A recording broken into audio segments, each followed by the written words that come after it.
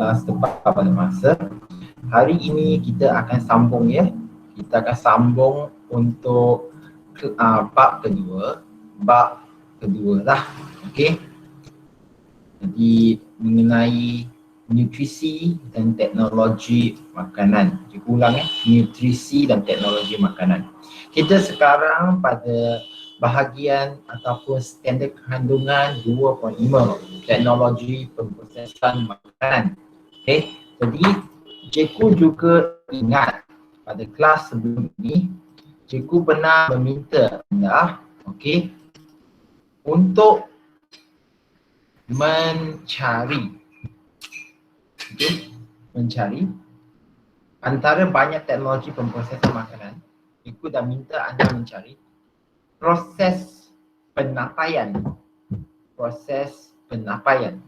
Okey, kenapa proses penapaian digunakan dalam pelbagai makanan? Khususnya kita mengaitkan proses penapaian dengan penggunaan yeast. Cikgu ulang, penggunaan yeast. Kalau anda belajar pada bab 1 tingkatan 5, murid-murid ya. Jadi yeast ini bukan satu perkara yang baru. Dia merupakan mikroorganisma yang halus ya. Maksudnya organisma halus tak nampak di mata, yang biasanya kamu akan nampak mak ayah kalau mereka buat roti akan tambahkan serbuk. Cikgu, kamu kata tak nampak dengan mata, tapi dia berbentuk serbuk. Serbuk itu nampaklah. Tidak. Okey, yang serbuk itu adalah kapsul. Apabila dia letak di dalam air, kapsul larut kan. Jadi benda-benda halus yeast itu akan larut ke dalam air. Larut, okey, yalah, maksudnya kapsul larut, yeast itu akan masuk dalam air dan menghasilkan tindak balas. Cikgu, kenapa perlu tambah yeast ke dalam mana? Tepung untuk roti. Jadi ini konsepnya. Murid-murid sekalian. Okey, kalau kita tengok kat depan mata ya, skrin ni, murid-murid nampak kan semua? Okey, nampak kan? Jadi cikgu berharap anda semua tengok ya. Apabila kita letak, kalau kita gaulkan tepung dengan gula. Anda kata kita gaul, gaulkan apa? Tepung dengan gula. Kenapa kita nak tambah yeast? Ini yang soalan kita nak jawab sekarang. Kita ulang ya. Kenapa kita nak tambahkan yeast? Kalau kita pernah main tepung campur gula. Murid-murid, saya nak tanya, boleh ke tak gaulan tepung dan gula dengan air ini menjadi lembut? Boleh ke tak boleh? Siapa nak jawab? Kalau kita ada tepung campur gula, dia rasa lembut ke tak kalau kita masakkan dia? Okey, jawapan dia, kalau kita letak di ketuhar, kita panaskan dia akan jadi kering dan tidak akan jadi lembut macam roti. Kita akan dapat satu hasil yang kering dan keras macam biskut. Cikgu ulang, keras macam biskut dah. Jadi macam mana nak jadikan dia lembut? Okey, jadi cikgu mulakan sekarang macam mana kita nak jadikan dia lembut. Okey, kita akan tambahkan yeast. Jadi apakah yeast yang buat? Kita tambahkan yeast sekarang, yeast ke dalam. Yang merah ini adalah yeast, campur dengan yeast. Jadi apakah yeast itu buat? Murid-murid, tengok muka surat sekarang 76. Muka surat 76 ya. Muka surat 76, penapaian. Penting ya. Jadi apabila yeast berada di dalam tepung dan gula, keadaan itu adalah kurang oksigen. Diulang, kurang oksigen. Dengan kehadiran gula, yeast akan menukarkan gula itu adalah, diulang, gula itu sebenarnya ialah glukosa. Diulang, gula bermaksud glukosa tanpa oksigen. Jadi kalau kita tengok di sini, tanpa oksigen. Tak ada oksigen. Jadi dia akan melakukan satu tindak balas untuk menghasilkan ethanol. Ingat ya, benda bab ini adalah sensitif, kejap. Tambah dengan karbon dioksida. Cikgu, apa itu karbon dioksida? Akan terkejut kalau anda tanya. Karbon dioksida ialah gas. Okey, gas yang kamu telah belajar sejak rasanya dulu dari sekolah rendah tersebut dah. Ada satu gas kesan rumah hijau, tapi macam-macam lagi. Karbon dioksida juga rujuk kepada gas yang kita hembus keluar, yang kita hembus keluar ketika kita buat pernafasan. Jadi, apabila dalam keadaan macam ini, yeast akan menghasilkan karbon dioksida. Jadi, apa berlaku kepada gaulan tepung dan gula itu? Apa yang berlaku padanya adalah, jadi disebabkan ada banyak gas yang dihasilkan. Gas. Itu bulat-bulat inilah apa? Gas ini, bulat-bulat ini adalah gelembung gas.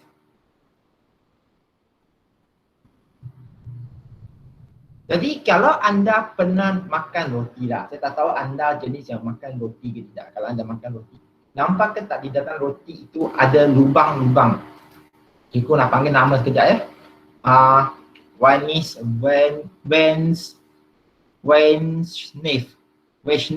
Ada tak Weishnef? Betul kan? Weishnef, ada tak?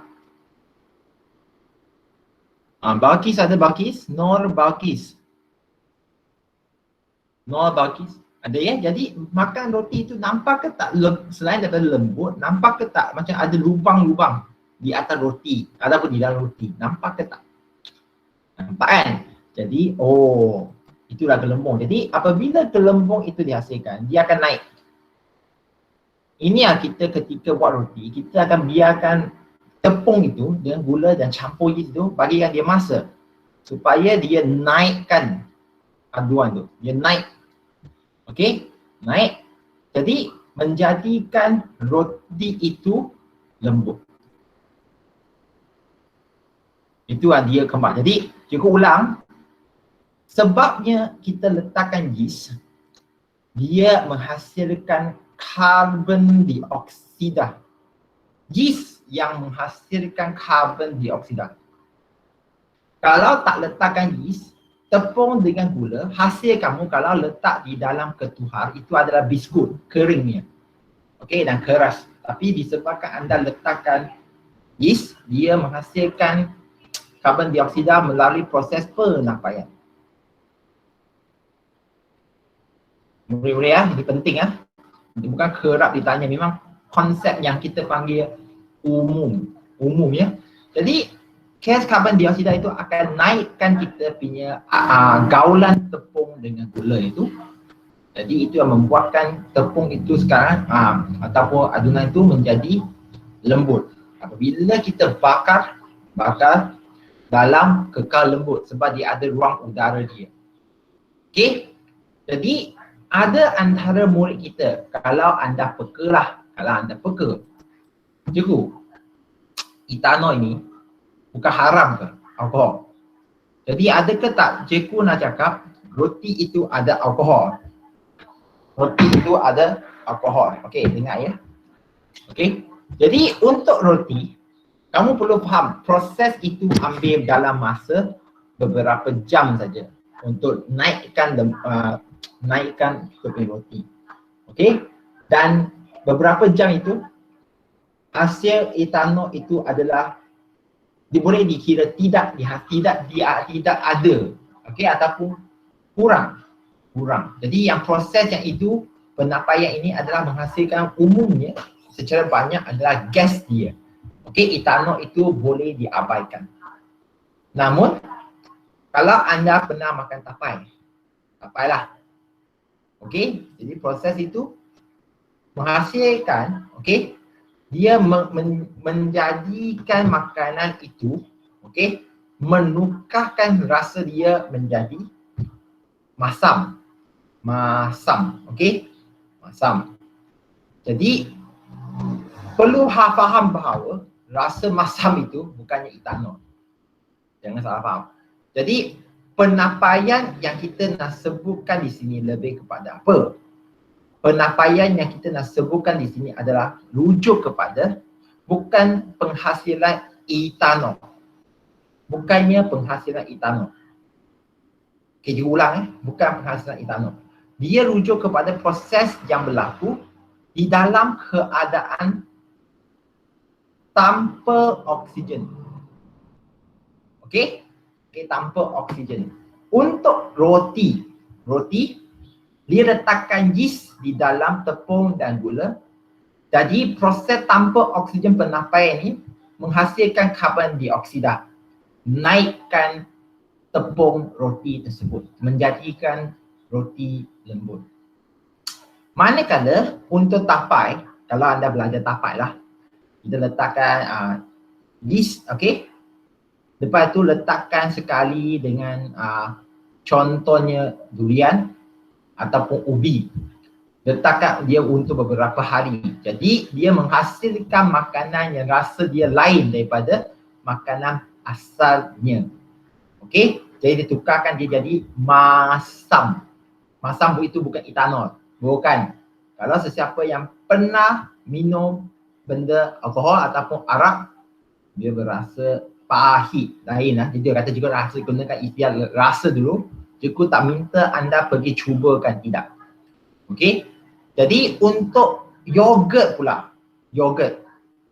Susu difahamkan adalah, cikgu nak ulang susu adalah bentuk cair.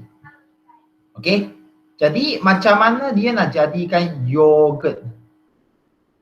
Okey, yogurt itu dikira per jal. Okey, dikirakan per jal. Jadi untuk menjadikan dia menjadi pepejal, susu itu akan dicampurkan dengan bakteria. Jadi di dalam keadaan yang tanpa oksigen, cikgu ulangkan semula, tanpa oksigen, tak ada oksigen, bakteria dengan susu akan menghasilkan bahan yang berasa masam. Dia tindak balas itu sebenarnya adalah tindak balas etanol, nanti dia akan tukarkan dia menjadi asid. Benda itu dia dah cuba melompat. Jadi fokus kita sekali lagi bukannya menghasilkan etanol. Proses penapaian, okey, dia akan tukarkan menjadi masam. Okey, jadi apabila dia tukarkan masam, susu apabila bertindak balas dengan asid ataupun masam. Cikgu, dari mana asid itu datang? Tindak balas bakteria dengan susu dalam keadaan tanpa oksigen. Jadi dia akan tukarkan dia jadi pepejal, yogurt. Itu pasal yogurt rasa masam. Jadi murid-murid semua boleh faham ke tidak? Boleh faham ke tidak? Boleh cikgu tanya Noor Alia dan Lok Chen Chen tak? Noor Alia dan Lok Chen Chen boleh faham ke tak? Noor Alia boleh faham tak? Lok Chen Chen boleh. Jadi sekarang bukannya cikgu nak anda menimbulkan isu penapaian. Ya. Banyak teknologi pemprosesan makanan sekarang kita belajar. Okey. Yang satu yang cikgu suruh dah cakap hari itu ialah penapaian. Jangan nanti timbulkan isu, cikgu, saya tak boleh makan roti sebab dia menghasilkan etanol. Tidak okey, tidak. Kita letakkan yeast, fokus kita adalah untuk menghasilkan karbon dioksida. Okey? Dan etanol itu sebenarnya dia akan hasilkan sikit dan cepatnya tukar kepada asid. Kalau letak banyak yeast, roti itu akan rasa masam sikit, masam lah. Sebab etanol dia akan tukar kepada asid, bukannya dia akan tukar etanol. Okey, kepada sesiapa yang bertanya, cikgu, jadi macam mana nak buat arak pula, arak cikgu nak bagi tahu Jadi benda ini rakam saja, cikgu nak bagi tahu bukan suruh kau buat dan minum. Jadi kalau arak, mereka akan letak dalam botol contohnya botol kaca ke, botol apa-apa jenis botol. Okey, mereka akan letakkan gula. larutan gula. Dan biasanya kalau nak buatkan rumah kita akan letakkan beras. Cikgu, kenapa beras? Ya, kalau Jepun pernah dengar sake tak? Sake. Ya, sake itu dia adalah arak yang dibuat daripada beras. Jadi beras tambahkan gula, tambahkan lagi sekali itu panggil apa? Yeast. Okey, yeast. Kita akan tambahkan yeast. Cikgu gunakan merah. Semua merah ini ada tindak balas. Tindak balas sekali lagi mikroorganisma. Tambahkan yeast. Lepas tu kita akan tutup. Tutupkan botol itu. Itu pasal macam proses buat tempe pun mereka akan tutupkan. Sebab apa? Penapaian ialah proses tanpa oksigen. Cikgu ulang, tanpa oksigen. Maksudnya tak nak ada tindak balas dengan oksigen. Jadi apabila ditutupkan, jadi cikgu nak tanya, siapa yang kat rumah kalau ada nenek lah, cikgu rujuk bukan Muslim kat sini lah. Kalau ada nenek moyang ke ataupun datuk, kalau mereka nak buatkan contohnya arak beras ni, lepas mereka tutup, mereka akan simpan untuk berapa lama? Okey, jawapan dia mungkin setengah tahun sehingga setengah tahun.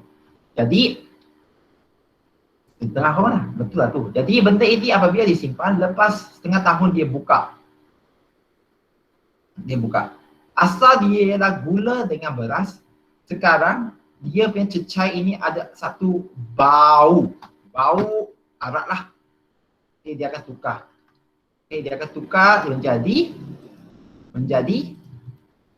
arak. Yang arak ini kamu perlu tahu bukan apa. Gula itu tetap ada. Tetapi gula sekarang itu adalah sekali lagi campur dengan etanol. Ini yang memberikan, ini adalah kita konsep panggil arak. Itu pasal kalau sesiapa yang nak tengok minuman, ada ke tak dia kategori ke arak, dia ada tulis kat situ. Dia tak tulis arak tapi dia akan tulis kandungan etanol. Kandungan etanol. Contohnya Shandy.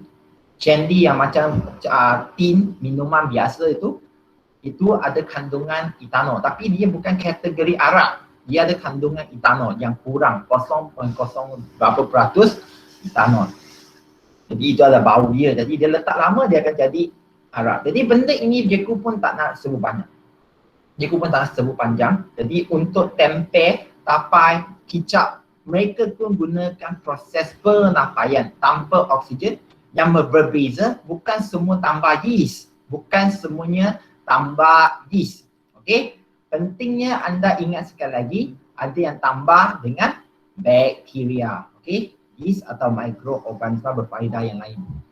Campur dengan mikroorganisma, tutupkan dia untuk masa yang lama, dia akan tukarkan makanan itu menjadi rasa yang lain. Contoh kicap. Last kali kicap kalau anda tengok kat sini, kicap. Kicap dibuat daripada apa? Murid-murid sekalian, kicap dibuat daripada apa? Siapa nak jawab?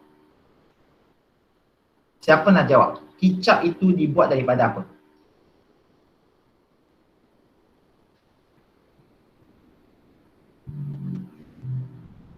Murid-murid. Contoh, okey, cikgu tanya secara am lah. Jadi cikgu carikan soalan lagi. Siti Maisarah. Siti Maisarah ada? Siti Maisarah. Ya? Kacang soya. Ya, betul. Bukan kacang soya ke? Kacang soya. Jadi kacang soya warna apa? Sharifah Iman Inah. Oh. Siti Maisarah, Sharifah dah tolong menjawab kacang soya. Jadi kacang soya warna apa? Siti Maisarah. Putih. Ya. Jadi putih menjadi hitam. Jadi kenapa dia tambah dakwah ke dawat? Bukan. Jadi apabila dia campur dengan bakteria, kalau kamu online tengok YouTube macam mana nak buat kicap, kamu rasanya tak akan makan lagi lepas ni kot. Letakkan kacang soya, letakkan bakteria, tutup, bagi dia masa penapaian. Jangan tukar menjadi kicap. Ya, cikgu. Ya.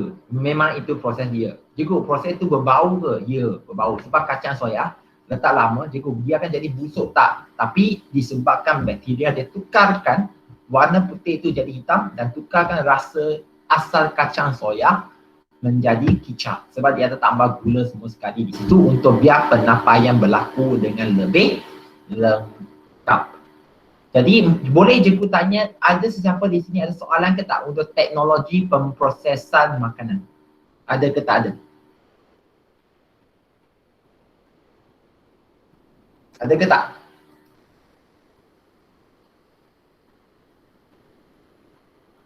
Ada masalah ke tak? Okey.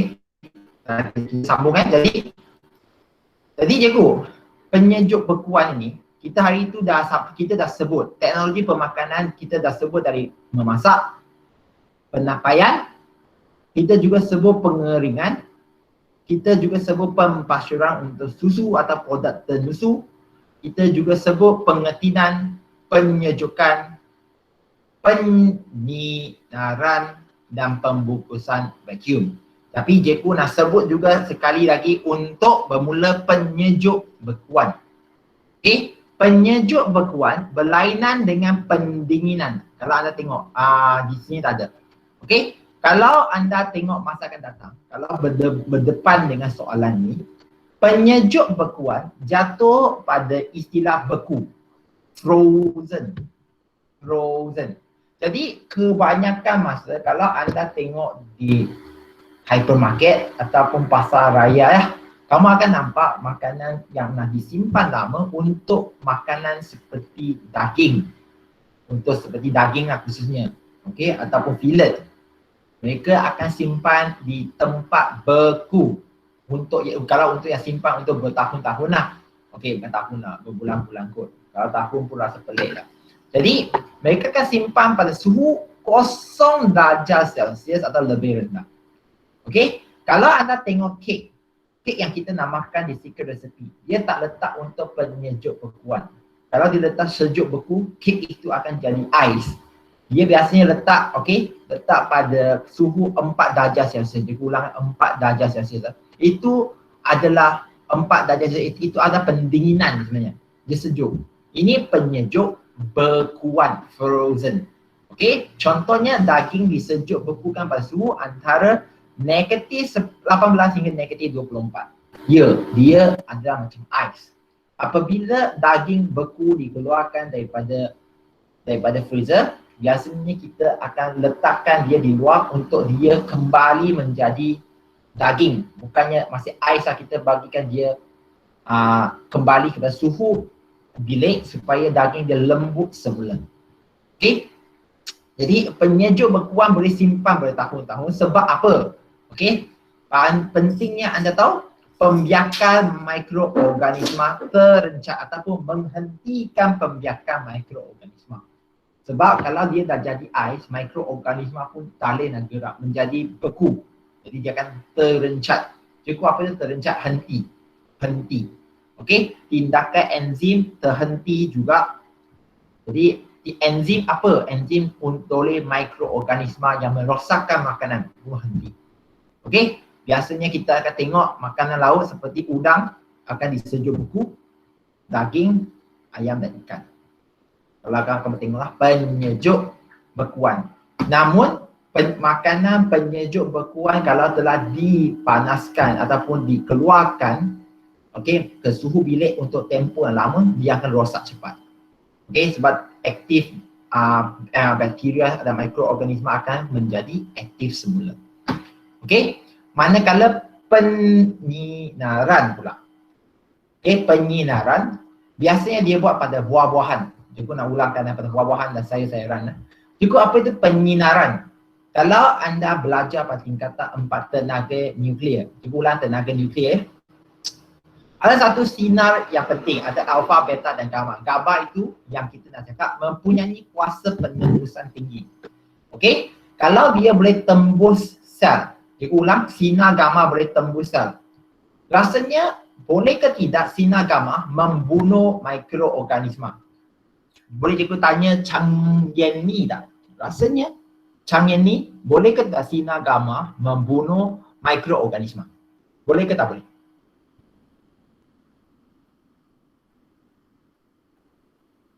Okey, cikgu bagikan contoh . Kalau anda tengok pada sini, cikgu nak bagi tahu anda ya, contoh gambar di sini. Murid-murid tengok pada skrin anda. Inilah sel badan kamu. Okay, diulang, ini adalah sel badan. Itu Basma. Dan kita telah belajar apa panggil itu? Sinar gamma. Kita telah belajar sinar untuk radioaktif. Contohnya sinar gamma. Kita tahu sinar gamma boleh tembus sel, merosakkan nukleus sel dan merosakkan kromosom DNA sel, menyebabkan mutasi. Ya, cikgu saya tak belajar benda ni. Ini adalah bab yang agak akhir dan kita pun masa itu dalam tempoh PKP. Cikgu pun dah buat kelas. Yang tak masuk kelas untuk cikgu yang lain, kamu perlu fikir balik di mana masalah itu kan. Tapi cikgu perlu bagi tahu kamu, sinar gamma ada sinar radioaktif yang mempunyai kuasa penembusan tinggi. Cikgu, apa itu kuasa penembusan? Cuantoli. Cikgu kuasa penembusan tinggi, jadi dia boleh tembus sel dan merosakkan sel. Soalan cikgu adalah, boleh ke tak dia membunuh mikroorganisma? Yang ni, boleh ke tak dia merosakkan ataupun membunuh mikroorganisma? Siapa boleh tolong yang ni? Lau Jiong, boleh ke tak? Jiong, boleh ke tidak? Jawapan boleh. Thank you yang ni ya. Jadi jawapan dia boleh. Maksud dia, bayangkan mikroorganisma di atas buah-buahan. Dia dibunuh oleh sinaran tersebut. Jadi di sini kita akan tengok makanan didedahkan pada sinaran mengion lah, akan membunuh mikroorganisma seperti Salmonella dan juga Campylobacter. Cikgu perlu hafal nama bakteria ini ke? Salmonella ini masa akan datang kamu akan jumpa, biasanya bakteria yang ada pada telur. Okey, dalam daging mentah dan serangga seperti kutu dalam beras yang merosakkan makanan berkenaan. Jadi sinaran mengion ini juga dapat memperlahankan proses percambahan biji benih, penunasan sayur-sayuran berubi dan permatangan buah-buahan. Jadi benda ini yang penting, dia membunuh mikroorganisma. Itu pasal dia bersimpan lebih lama. Kalau kita terus petikkan buah-buahan dari kebun, sebab tangan kita petik, lepas itu buah-buahan itu pun ada mikroorganisma, makanan itu senang rosak. Itu pasal kamu sekarang tengok, kalau kita ambil atau petik pisang dari pokok buah pisang, tahan seminggu terus rosak. Tapi kalau kita petik buah pisang, tengoklah buah pisang yang luar kat sebelah sana, okey, dari kedai hypermarket, kamu tengok, letak 2-3 minggu pun masih tak rosak, tapi letak sebulan memang rosak lah. Jadi kenapa dia bertahan lama? Bukan sebab dia petik sebelum masak, itu pun dia juga. Tapi mereka akan dedahkan buah-buahan tersebut kepada sinaran mengion seperti sinar gamma terdahulu. Okey, dedahkan dia sinar, cawi-cawha. Jadi mikroorganisma mati, dia boleh tahan lama sikit. Itu je proses dia, kita perlu tahu. Jadi kamu pun tahu, fokus teknologi pemprosesan makanan. Okey, kita belajar cakap banyak sekarang, sampai sekarang, fungsi utama dia adalah supaya membuat makanan lebih tahan lama. Lebih tahan lama. Okey, dan kalau boleh kita nak juga kekalkan makanan itu segar. Kekalkan mereka segar, kekalkan segar dan kekalkan mereka punya perisa asalnya. Perisa asal. Original flavor lah, tak rosakkan rasa dia. Okey, last, pembungkusan vacuum. Pembungkusan vacuum ini adalah teknologi yang agak senang didapat. Kalau kamu dari Terengganu ke ataupun tempat-tempat pantai timur pun buat lekor. Buat lekor pun. Okey, lepas lekor, keropok lekor dibuat, dia akan letak dalam plastik. Apa yang mereka buat? Mereka akan letak satu mesin, sedut udara, tutupkan plastik itu. Kenapa nak sedutkan udara? Udara disingkirkan sebab kita tahu keadaan ada udara, mikroorganisma lagi senang bertumbuh. Jadi kalau tanpa udara dan ditutup dengan ketat lagi, jadi dia mencegah pertumbuhan mikroorganisma, mencegah dan menghentikan, tapi dia tak membunuh. Itu pasal kalau makanan yang dalam plastik kamu dah buka, okey, tak tutup balik dengan baik, dia senang rosak. Okay, dia biasanya letak pada makanan kacang ke, beras ke, durian ke, maupun sayuran. Pembungkusan vacuum. Okay, jadi siapa ada soalan untuk teknologi pemprosesan makanan yang cikgu telah terangkan panjang lebar ini? Siapa ada masalah? Murid-murid, ada ke tak ada? Ada ke tak ada? Cikgu minta tolong ya, saya tahu ini hari Jumaat dan makin kurang murid yang masuk ke kelas kita. Minta tolong kalau boleh panggillah mereka masuk ya. Cikgu pun tak boleh nak cakap apa. Cikgu janjikan lepas cuti ini kalau dah buka sekolah, cikgu akan pegang kehadiran anda semua masuk satu kelas ni, cikgu akan tegur. Okey, cikgu akan tegur. Kenapa tak masuk kelas? Kenapa tak masuk kelas? Sebab cikgu rasa agak hairan lah. Kalaulah dari mulanya yang 30 lebih, 38 masa tu, atau 40 jadi 30, 28 yang hari Selasa, sekarang baru ada 19 saja. Saya rasa agak keterlaluan dah. Benda ini cikgu akan bawa lepas buka sekolah nanti. Cikgu akan panggil nama seorang-seorang. Okay, jadi bagi tahu kawan kamu yang terdatang, cikgu akan cari mereka selepas buka sekolah nanti. Okay, jangan ingat kamu boleh salahkan cikgu ataupun sekolah tidak menyediakan ataupun tidak menyediakan latihan ataupun kelas untuk anda yang terdatang. Bagi tahu mereka tahu. Jadi apabila anda tengok pada Google Classroom ya, cikgu sebut Google Classroom juga, cikgu dah sediakan lagi 2 latihan baru lah. Satu ialah quiz yang keempat. Quiz yang keempat dah, ada 3 latihan di sini. Okay, 3 latihan 4.1, 4.2, 4.3. Anda jawab sampai minggu depan. Dan juga satu lagi adalah latihan formatif yang objektif. Wah, ada orang yang dah siap kan? Bagus. Terima kasih Yusrina, Vaishnav, Ong Yi Hui dan Hui Swiki. Nanti cikgu akan bagi markah. Yang dah buat nanti cikgu akan bagi markah. Jangan risau. Okey, cikgu tanda. Okey. Dan juga kepada sesiapa yang telah buat aktiviti seperti ini yang mengira jumlah tenaga ini, cikgu pun dah bagi markah ya. Yang tak hantar ini cikgu bagi kosong. Yang hantar cikgu akan bagi markah lah 8 ke. Kamu boleh tengok pada screen. Contoh Nurul Sri Ayani cikgu bagi 10. Adalah murid-murid yang cikgu dah bagi, cikgu dah bagi tanda lah bagi markah semua. Okey. Jadi itu untuk yang Google Classroom cikgu dah bagi latihan baru yang anda perlu buat lepas ini. Sebab sepatutnya hari ini pukul 8 hingga pukul 9 tutorial, pukul 10.30 hingga 11 itu tutorial. Kamu perlu buat latihan. Bukannya rehat, tidur, tak buat apa. Cikgu sambung sekarang. Cikgu sambung ya. Jadi sekarang kita masuk ke bahan kimia yang digunakan dalam pemprosesan makanan. Okay. Pemprosesan makanan, ya, cikgu tambah bahan kimia ke? Tanya diri sendiri. Contoh, kek. Kek yang letak dalam vacuum ataupun plastik vacuum. Ya, pembungkusan vacuum kan. Kalau dia simpan untuk sebulan, 2 bulan boleh faham lah. Tak rosak.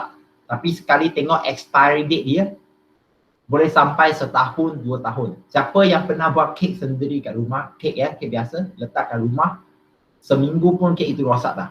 Sekarang bukan sebulan, malahan sampai setahun, 2 tahun kek itu boleh bertahan. Apa yang mereka tambah ke dalam kek itu, cikgu? Semula jadi dia boleh tahan lama, tak mungkin. Semua makanan lazimnya dia boleh tahan lama sehingga setahun, 2 tahun. Kecuali kalau makanan itu kering, macam ikan kering yang tak ada air. Tapi kalau makanan yang kita boleh masuk mulut punya roti ke semua, jarang tahan sampai setahun, 2 tahun. Apa yang mereka tambahkan ke dalam makanan tersebut?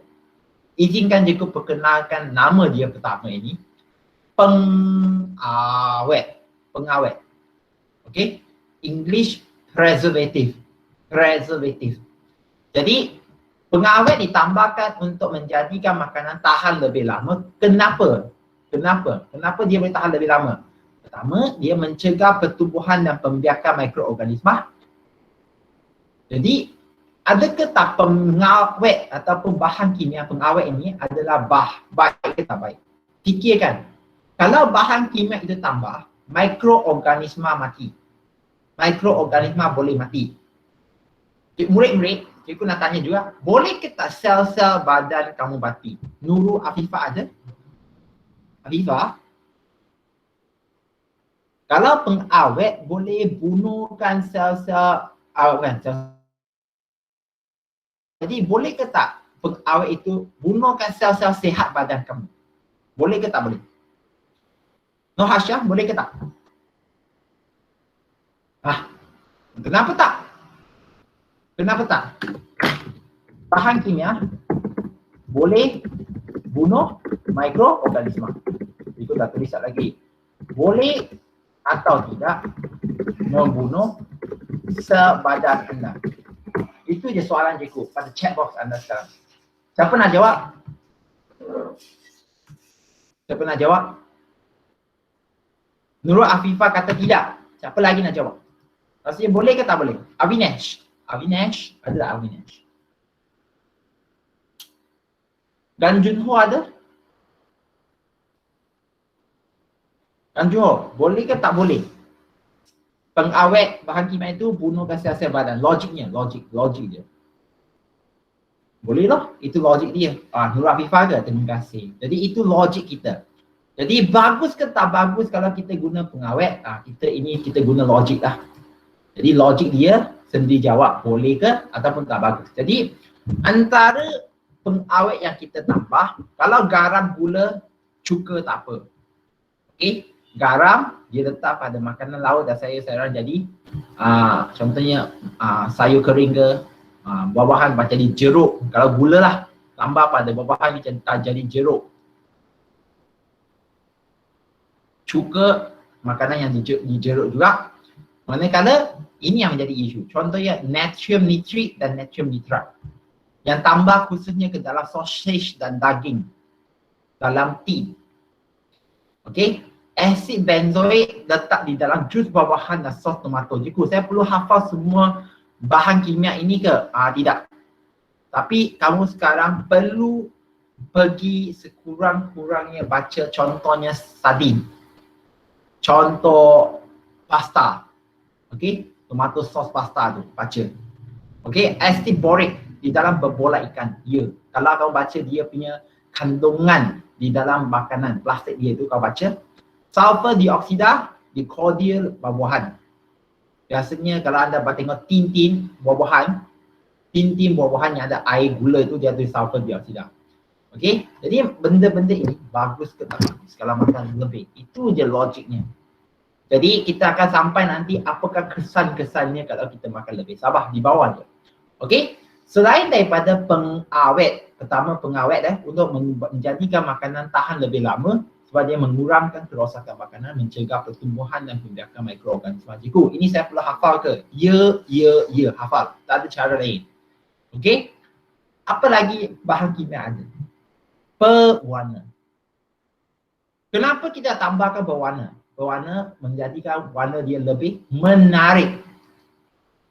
Contoh, apabila saya bagi kamu air minuman strawberry tapi tidak berwarna. Strawberry tapi tidak berwarna. Kalau anda pernah pergi minum air strawberry yang betul, kalau kita perahkan air strawberry, rasanya air strawberry jus itu warna apa? Siapa nak jawab? Jus strawberry warna apa? Siapa nak jawab jus strawberry? Kalau Chen Chen ada? Chen Chen?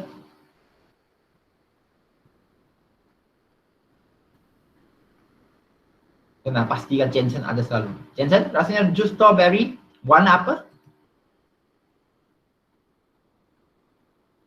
Yihan boleh bantu ke tak Yihan? Strawberry. Strawberry memang warna pink. Cihong. Cikgu cakap jus dia. Kalau kita perah, kita nak kecil ya. Kita perahkan dia punya jus itu. Rasanya warna apa? Yang putih lah. Apa kata merah pula. Merah itu adalah kulit dia. Sebenarnya warna dia nak kata pink ke merah tak juga. Tapi warna dia sebab tidak berwarna jus dia tu. Dia warnanya pada atas dia itu je. Okey? Kalau kamu nak kata ya jika warna dia merah sebab kamu nampak dia ke buah masih ada dalam jus tu. Tapi kalau kamu keluarkan buah dia, kamu perah, tapiskan, memang jus itu warna bersinar. Tapi tak apa, biar je. Jadi kalau saya bagikan kamu jus strawberry tidak berwarna. rasanya kamu rasa sedap tak? Jawapan confirm tidak. Strawberry mesti warna merah. Itu konsep kita. Contohnya jus apple. Jus apple. Kalau kita perahkan apple merah pun, apple hijau pun, dia tak akan jadi sampai hijau begitu hijau, merah yang begitu merah. Malahan kalau apple merah pun, jus dia adalah warna kuning. Okey, tapi kalau kita sebagikan warna air jus apple yang tidak berwarna merah ataupun tidak berwarna hijau, minum orang pun rasa tak sedap. Sebab apa? Dia tidak menarik. Kita tambahkan pewarna. Okey, jadi ada ke tak benda ini bagus ke tak bagus? Kalau anda tengok okey. Yang atas ini daun pandan kunyit susu caramel ini adalah yang semula jadi. Daun pandan bagi hijau, kunyit bagi warna orange kuning, susu bagi warna putih, caramel bagi warna coklat, santan pun bagi warna putih. Okey, ini letak pada makanan ini okeylah sebab dia semula jadi. Yang isu dia buatan tartazine, sunset yellow, carmoisin. Kalau anda tengok benda ini biasanya pada botol pewarna buatan artificial. Kalau anda tengok di tempat buat kek biasanya ada warna macam ni lah. Tartazine biasanya dia warna ada warna biru semua ada, kat situ merah semua ada. Jadi dia letakkan minuman ringan, gula-gula supaya dia menjadi menarik. Gula-gula yang tidak berwarna tidak mendapat menarik perhatian, orang tak beli. Okey, manakala untuk sunset yellow dan carmoisin ni dia letak ke dalam cordial, maksudnya cecair ataupun minuman buah-buahan. Kamu nak dia jadi merah, kamu jadi letaklah carmoisin sikit, 2 titis je, dia akan jadi merah terus semua, kamu pun minum. Baik ke tak baik, jadi biasanya pewarna untuk makanan, dia akan tulis di situ pewarna makanan, bukannya pewarna kilang ataupun pewarna yang tidak sesuai untuk dimakan. Dia akan tulis di situ pewarna untuk makanan, sesuai untuk makanan. Jadi kita jeku dah sebut benda bahan kimia, pengawet, pewarna.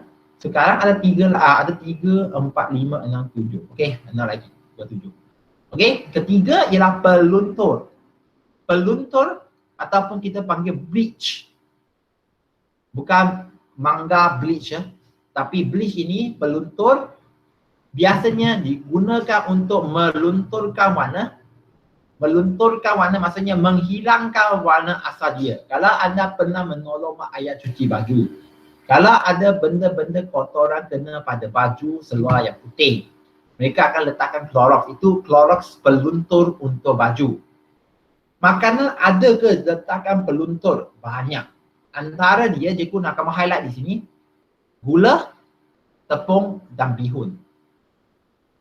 Gula, tepung dan bihun. Bulatkan di situ dalam kamu punya buku teks muka surat 80.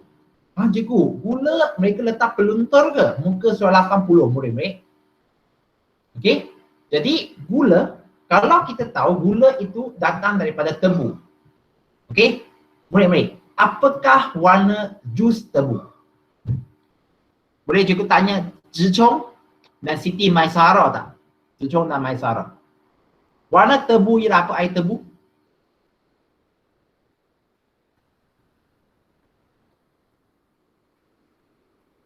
Ya, tebu. Kanza semua yang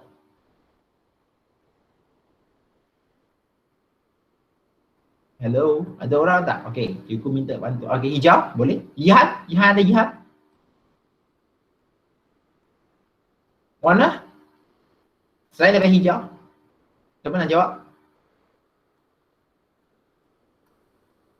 So Kian Wei. So Kian Wei, apakah warna untuk tebu? 淡淡的青色。淡淡的青色啦。Sebenarnya daripada hijau, kamu mesti nampak ada coklat kan? 有点黄色巧克力色，对没有？ Kian Wei, 对吗？Kian Wei？ Wong Kang Hao? Setuju ke tak hijau dan coklat sikit? Yalah, mungkin ada antara kamu tanya kenapa cikgu perlu panggil nama. Sebab terpaksa cikgu tak tanya juga supaya anda tak tidur ataupun buat benda lain. Okey, macam yang minggu lepas ke ataupun Selasa lepas, Anson tak masuk kan? Belum lagi kan? Dia boleh kata dia tengah memasak. Aduh. Tak apalah. Yihui. Jadi tebu warna dia adalah hijau dan coklat macam tu. warna gula putih. Okay? Jadi macam mana cikgu nak jadikan gula itu putih daripada hijau? 从青色变到去白色 tambah apa? Peluntur. Peluntur. Jawapan dia macam tu je, peluntur. Kalau boleh ingatkan benzoyl peroksida yang buatan ni. Jadi bagus ke tak bagus? Itu soalan dia. Bagus ke tak bagus? Kalau lawannya dia pun boleh turun. Tanya dirilah, maksud kalau badan kita bagus ke tak bagus? Bagus ke tak bagus kalau kita punya badan pun ikut dilunturkan jadi putih dalam dalaman badan kita? Adakah tak dia merosakkan sel-sel badan? Itu yang kamu perlu fikir. Bihun, tepung, cikgu, itu pun mereka guna peluntur ke? Kalau anda pernah makan beras yang betul-betul dari padi, beras itu tidak berwarna putih, dia warna sedikit kuning sikit ni. Kenapa dia jadi putih? Peluntur. Sama dengan tepung dan bihun. Jadi apabila dia nak benda itu jadi putih, cikgu, kenapa mereka nak jadi putih? Sebab putih bagi kita semua nampak bersih dan suci. Tapi sebenarnya dia adalah hasil daripada tindak balas bahan kimia. Peluntur. Jadi adakah tak cikgu menyebut bahawa makan benda yang berwarna itu lagi bagus? Tidak. Kalau berwarna, mereka tambah pewarna pun jam juga. Masalah juga. Jadi ini semua benda perlu anda memahami dan mengkaji. Sekarang kita makin ada ramai orang yang dapat kanser. Kanser ya, kanser sini, kanser situ. Kanser usus, kanser perut. Salah siapa? Itu yang cikgu nak bagi tahu kamu semua. Cikgu, saya tak tahu pun makanan ada bahan kimia macam ni. Sekarang buku teks, buku muka surah 80 ini dah bagi kita ada bahan kimia macam ni. Kerja kamu lepas ni ada contoh. Contoh cikgu kata ya, benzoyl peroksida kalaulah kamu ada masa. Tengok pada skrin lah, cikgu buat apa? Cikgu Google lah, effect of benzoyl peroxide. Nampak?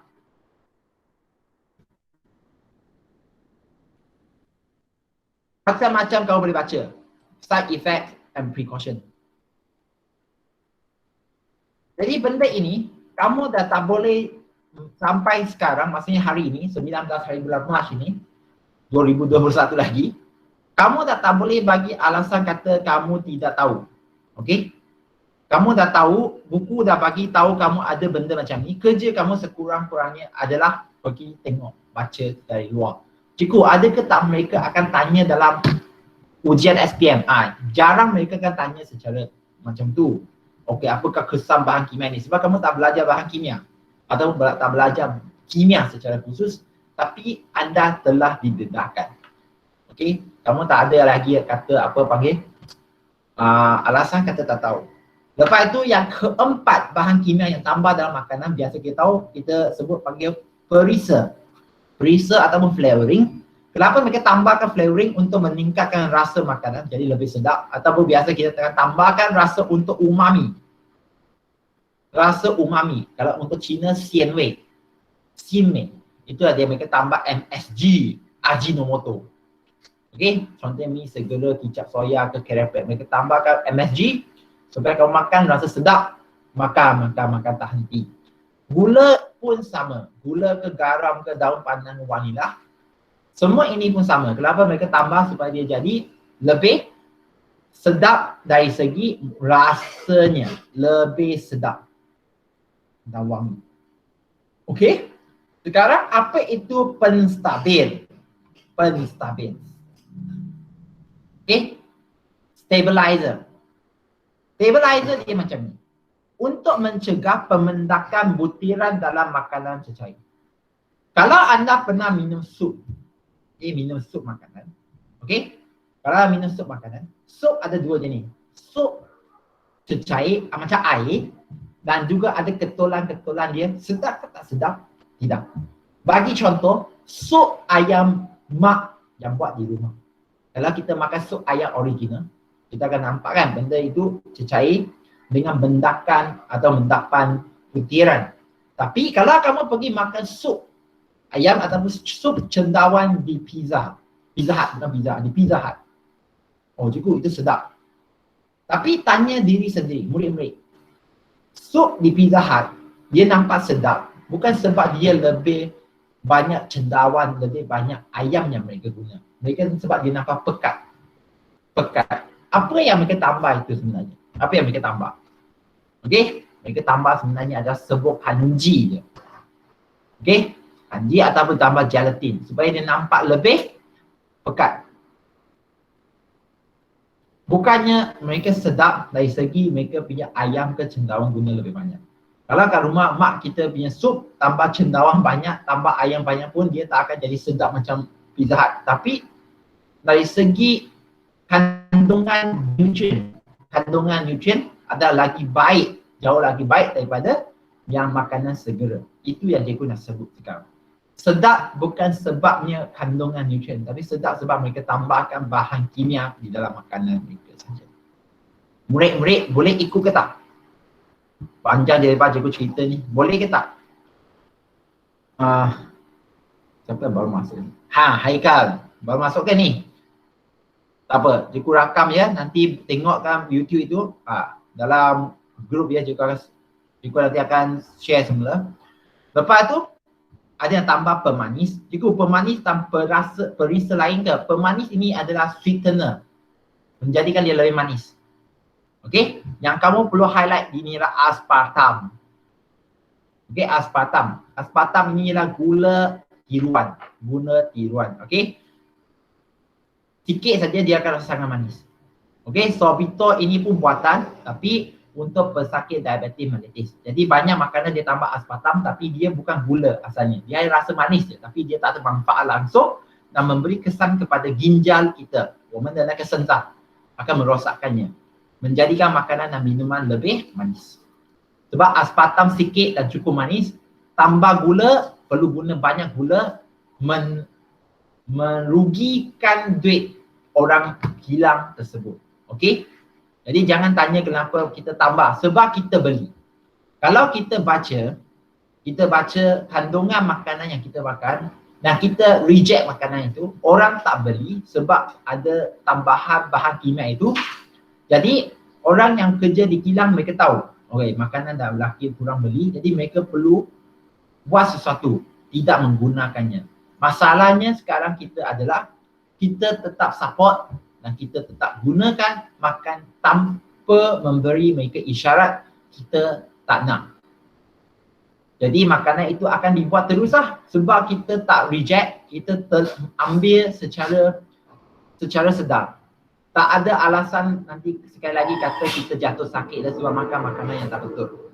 Lepas itu antioksidan. Okey, antioksidan ini pula mengurangkan makanan ataupun melambatkan makanan jadi rosak, khususnya untuk makanan berlemak. Memperlahankan peroksidan makanan berlemak dan mencegah pertukaran warna. Ya, contoh apple. Kalau kita buangkan kulit apple, buat apple nampak kuning, letakkan lama dia jadi coklat. Pertukaran warna kuning menjadi coklat ini adalah oksida. Maksudnya buah apple dioksidahkan. Jadi kita letaklah bahan kimia antioksida seperti vitamin C, okey, ataupun vitamin E, ataupun yang buatan seperti hydroxyanisotolbutil. Okey, hydroxyanisotolbutil yang buatan ni. Jadi dia tidak akan tukar warna, itu satu contoh. Tapi biasanya kita letak pada makanan seperti margarin ataupun suplemen seperti pil vitamin supaya kita buka makanan itu tak senang rosak apabila dia terdedah kepada udara, tidak dioksidahkan. Dan last sekali untuk bahan kimia ini ada emulsifier. English emulsifier. Ini emulsifier dan stabilizer ini biasanya di tempat buat kek, bakery, sentiasa mereka ada jual. Kamu akan tahu. Jadi untuk emulsifier, highlight lecithin. Wajib tahu lecithin. Kenapa? Kalau anda pernah minum, contoh kalau anda pernah minum susu dengan kopi, susu fresh, susu yang betul susu dengan kopi. kamu akan nampak susu itu tidak akan larut secara sepenuhnya, tak larut. Dia menjadi ketulan. Jadi macam mana kita nak campurkan lemak dan air? Kita tambah emulsi untuk mencampurkan mereka. Jadi mengemulsikan bahan yang tidak bercampur seperti lemak dengan air. Bayangkan kalau mereka tak tambah emulsifier pada ice cream ataupun coklat. Contohnya kalau anda pergi pasaran beli coklat murahan, coklat yang murah lah. Kamu letak lama keluar, kamu akan nampak coklat itu di luar ada minyak. Minyak itu mengalir keluar. Minyak itu keluar. Cikgu, kenapa ada minyak? Sebab dia tak tambah emulsifier. Dia perlu tambahkan emulsifier seperti lecithin supaya dia boleh tangkapkan minyak itu di dalam ice cream. Murid-murid boleh faham ke tak apa yang cikgu cakap? Boleh ke tak? Lecithin ini boleh dibelikan seperti bakery untuk ketika buat kek dan ice cream, ditambahkan ke dalamnya supaya kek itu tidak akan mengalirkan minyak dia keluar. Maksudnya dia tak akan nampak ada minyak di luar dia. Kalau mereka tak tambah, kek itu nanti lambat laun dia akan jadi ada minyak di luar. Pernah nampak ke tak situasi macam ni, Sharifah Imanina? Ada tak? Pernah tak? Sharifah Imanina ada tak? Pei Tai Pei ada? Pei ada Pei? Saya tahu Sharifah ada. Jawab soalan cikgu. Rasanya Pei tak, Sharifah pernah makan ke tak? Pernah jumpa ke tak kek dan juga coklat murahan yang chipnya? Kalau letak di luar lama dia bukan cair, tapi kamu nampak minyak dia keluar dari makanan itu. Pernah ke tak isu tengok benda macam itu? Pernah kan? Tak. Sharifah, siapa tak? Siapa cakap? Saya tak dengar. Siapa? Siapa yang jawab tadi? Testing, hello. Siapa yang jawab tadi? Pei, okey, ya. Tadi Sharifah yang jawab ke? Oh, okey, tak apa. Cikgu silap, cikgu tak perasan tapi tak apa. Nanti, jadi dia akan tambah untuk kekalkan itu sentiasa bercantum ataupun bergabung secara sebati. Okey, dan membagi kehomogenan, kestabilan dan tekstur makanan. Supaya dia tak keluarkan minyak dia ataupun dia tak air dan minyak berasing. Dia kekalkan bercampur. Okey. Kalau anda pernah tengok puding. Kalau anda buat sendiri di rumah puding itu, kamu saya tahu tak letakkan pektin. Kamu tak akan tambah pektin, tapi yang keluar itu dah letak. Kalau kat rumah kamu sendiri buat puding itu atau buat tofu fa pun sama. Okey, yang sup tofu itu, apabila anda potong sebahagian kamu makan, atas itu akan keluar air dia. Itu dia sebenarnya, dia tak tambah emulsifier. Kalau tambah emulsifier dia kekal, tapi kamu akan cakap, cikgu, apakah kesannya? Apakah kesannya tambah lecithin pektin ini? Sebenarnya, okey, benda itu telah ada kajian kurang kesannya, tapi tetap ada. Yang penting sekarang perlu tengok muka surat 81 impak penggunaan bahan kimia. Antara impak yang dia bagi ada 6 ni: pengawet, pewarna, peluntur, perisa, pemanis dan antioksidan. Tapi cikgu nak tanya yang emulsifier ada ke tak ada kesan? Tengok sendiri online tu. Yang penting sekarang kalau untuk pengawet, kamu akan tengok semua yang sini akan menyebabkan kanser. Nampak? Kanser. Antioksidan dia kurang tapi dia merosakkan hati dan ginjal kalau makan banyak. Jadi sekarang faham ke tak faham kenapa kita makin lama makin ramai orang yang dapat kanser? Murid-murid, boleh faham ke tak faham sekarang? Nur Haisha ada?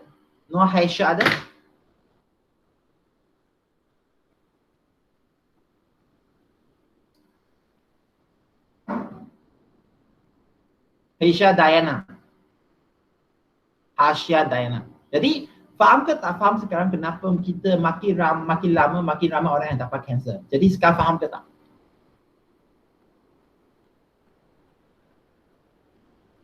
Sebab kita tidak sedar, kita tak pernah nak ambil tahu. Saya tahu, bab ini akan jadi boring kalau kamu tak nak tahu. Tapi cikgu ada tanggungjawab kita nak sampaikan pada anda, tolong mula peka kepada apa yang anda makan. Khususnya makanan yang telah diproseskan. Cikgu, apa itu makanan yang diproseskan? Maksud dia, makanan yang kamu makan segera. Makan segera. Wow, baru nak masukkan ni Amiruddin ni. Okay? Ini Amiruddin. Okay? Jadi makanan semua yang segera biasanya ada rujuk kepada makanan yang telah siap package. Makan segera. Contohnya roti ke, biskut ke, apa-apa lagi lah yang kamu nampak di dalam kedai 7-Eleven ke atas amari yang boleh termakan. Itulah semua yang kamu perlu mula ambil kisah. Itulah kita sentiasa digalakkan kenapa perlu makan di dalam rumah, masakan ibu atau ayah. Cuma ayah akan beli makanan mentah, masak sendiri. Okey? Jadi pengawet saya daripada kanser boleh mengganggu sistem pencernaan manusia, menyebabkan alergik, kecacatan fetus di dalam kandungan ibu, merosakkan hati dan ginjal. Okey, kamu akan tengok semua merosakkan hati dan ginjal, merosakkan hati dan ginjal, merosakkan hati dan ginjal, merosakkan hati dan ginjal. Kanser dan itu. Okey, perlu hafal. Okey, pewarna boleh menyebabkan kemandulan. Itu pun dia, kajian dah menyatakan. Okey, perisa boleh menyebabkan tekanan darah tinggi. Sebab tambahkan gula, tambahkan garam yang banyak, makan, tekanan darah tinggi, sakit jantung. Pemanis boleh menyebabkan diabetes mellitus. Ini yang khasah untuk perisa tekanan darah tinggi, sakit jantung. Pemanis, diabetes. Okey. Dan antioksidan boleh menyebabkan melancarkan pertumbuhan badan. Siapa yang ada soalan di sini? Siapa yang ada soalan? Murid-murid? Siapa yang ada soalan di sini? Kalau tak ada, masa kita dah sentuh cikgu nak terus lompat ke muka surat 84. Muka surat 84 makanan kesihatan dan suplemen kesihatan. Kejap, 84 bagi cikgu masa kejap. 84. Muka surat 84, murid-murid boleh tengok pada skrin. Akta Makanan 1983. Hafal, Akta Makanan 1983. Sekali lagi, cikgu nak cakap, satu hari nanti kalau kita dapat kanser sebab makan makanan yang tak baik, salah itu adalah pada siapa? Salah itu adalah pada siapa? Bukan pada kerajaan. Satu. Bukan pada kerajaan. Sebab kerajaan telah membuat Akta Makanan 1983. Apa dia? Sabar. Okey. Kedua, ya salah sendiri, betul. Kedua, bukan salah pada orang yang buat makanan itu. Kita dah tahu McDonald bukan punca orang jadi gemuk. Kalau kamu tahu berapa yang kamu perlu makan tenaga, kamu masuk McDonald, kamu makan ikut apa yang perlu saja. Okey, no problem. Okey, contoh makan makanan yang tak bagus jadi kanser. Salah orang yang buat makanan itu ke? Tidak. Kamu pilih makan.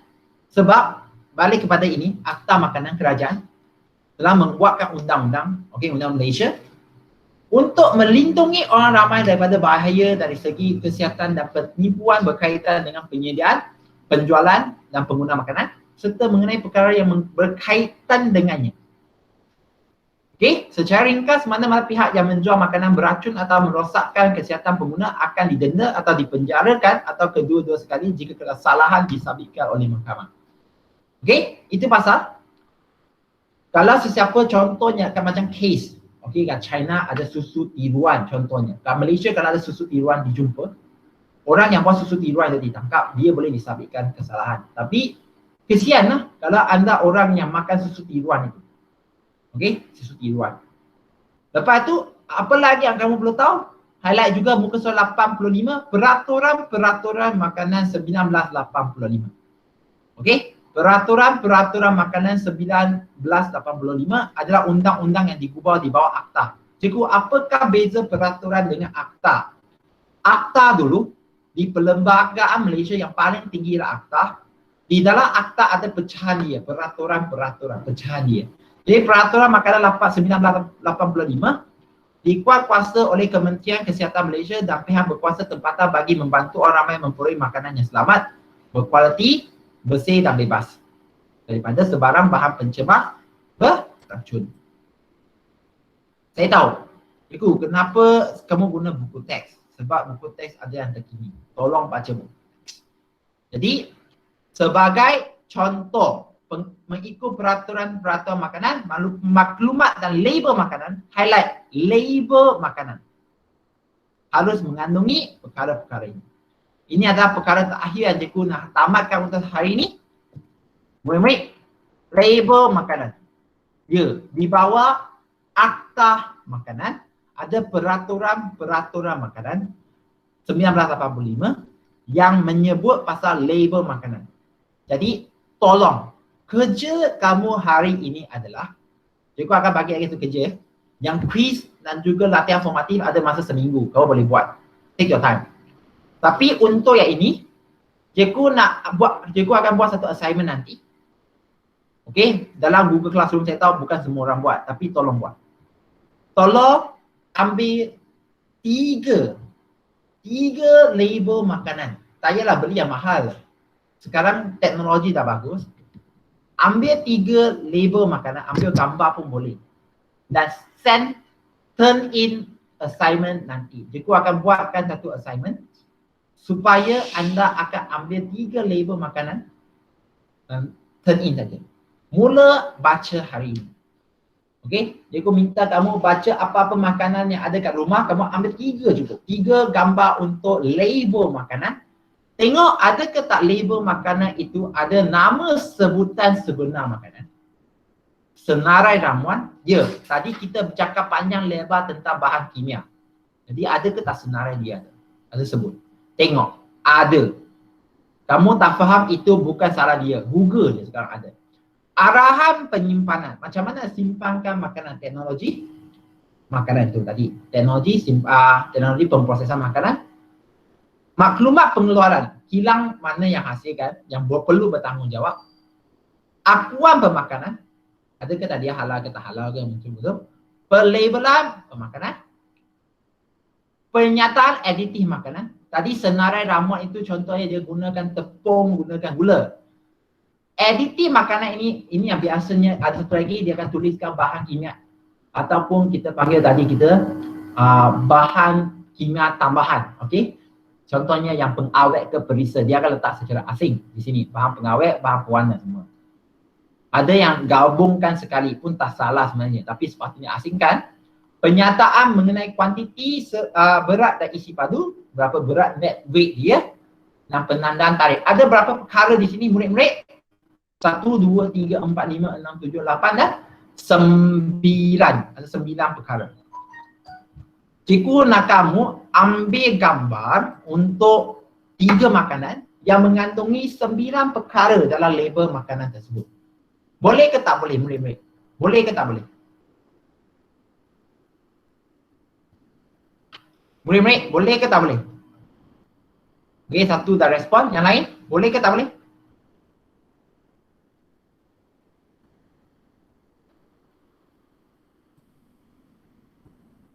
Okey? Kalau boleh, di sini saja cikgu akan menghentikan kelas. Dalam lagi 5 dalam seminit ni, cikgu akan minta semua untuk bukakan kamera. Cikgu nak minta untuk mengambilkan kehadiran. Okey, untuk mengambilkan kehadiran. Jadi minta tolong semua sekarang untuk bukakan kamera. Bukakan kamera ya. Jadi cikgu sekarang nak letakkan link untuk kehadiran. Link untuk kehadiran, sabar ya. Keluar dulu kejap je. Link kehadiran untuk hari ini. Okey, dan cikgu nak minta izin semua jangan keluar dulu. Cikgu nak ambil kehadiran. Sila buka kamera sekarang dalam 5. Hello, murid-murid boleh tak buka kamera? Minta tolong ya. Kalau tak buka pun tak apa, tapi minta tolong kalau boleh buka. Dalam 5, 4, 3, 2, Satu, buka semua, thank you. Okay, terima kasih pada Lau Ziyong, So Kian Wei, Mok Ihan, Sharifah. Okay, terima kasih ya. Jadi itu saja untuk kelas hari ini. Cikgu akan bagikan nanti sekali lagi tugas assignment yang terbaru yang ketiga hari ini, iaitu mengambil gambar label makanan dan cuba baca. Label makanan mesti ada 9 perkara tadi. Jangan bagi cikgu label makanan apa yang tak lengkap, kamu boleh buat aduan. Sebab Akta Makanan 1983 telah disebutkan jelas dalam Peraturan Makanan 1985. Okey, itu saja daripada cikgu. Terima kasih semua dan cikgu akan stop recording